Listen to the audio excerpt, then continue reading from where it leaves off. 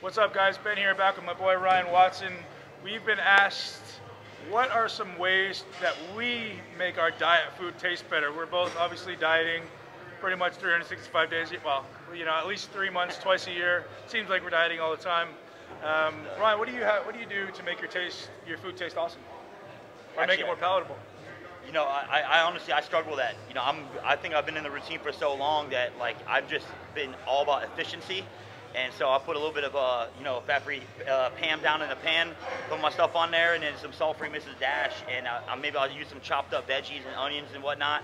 I try to experiment with spices and whatnot, but I'm pretty plain veg. I use a lot of mustard and hot sauce in my stuff to spice it up. So actually, I'd come with you for that advice. So what do you think?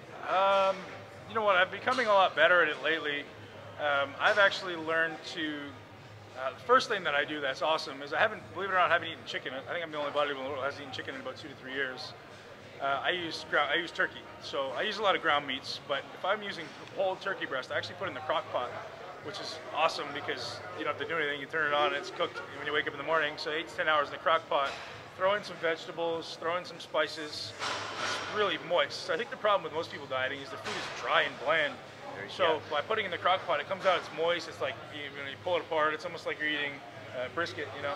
Now, do you change up as far as, like, when you're in off season? Do you still stick with your 99% lean ground turkey, or do you ever deviate to like 93% in off season? Yeah, I like to eat fatty meats in off season. Okay. I'm a big fan of fatty meats. But as far as when I'm dieting, just, you know, the crock pot's a great idea. But the one thing that I've been doing lately that's amazing is I don't have a microwave. I actually got rid of a microwave because I believe it's terrible. So I've actually started frying most of my food to warm it up in a pan with a little bit of coconut oil and Himalayan sea salt with a little bit of garlic salt. And I think the biggest problem most people have while dieting is the food is dry. So if you put that little bit of coconut oil in there with the salt makes your palate a little more moist, like it makes your mouth water a little bit. So it helps the food get down a lot easier. I find that really works well for me. So coconut oil, a little bit of garlic powder, organic garlic powder, or even fresh garlic I use all the time. A little bit of Himalayan sea salt, which isn't as bad for blood pressure. It tastes awesome. Yeah, I think that package made a great point on utilizing that Himalayan sea salt.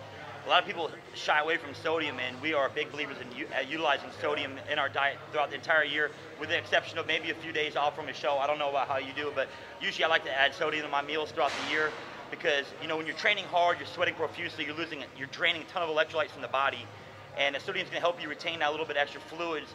Yeah, you're not going to look as dry, you know what I'm saying, but you don't need to walk around stage ready, and if you try to do that, you're going to kill yourself anyway. So yeah, you're going to lose the ability to contract muscle. When your body's depleted of carbohydrate, depleted of glycogen, the only thing you have shuttling water into that muscle is electrolytes. You need to make sure you're taking a balanced electrolyte, if not taking a lot of sodium. So that's it. There's a couple diet tips from the pros. All Max boys out.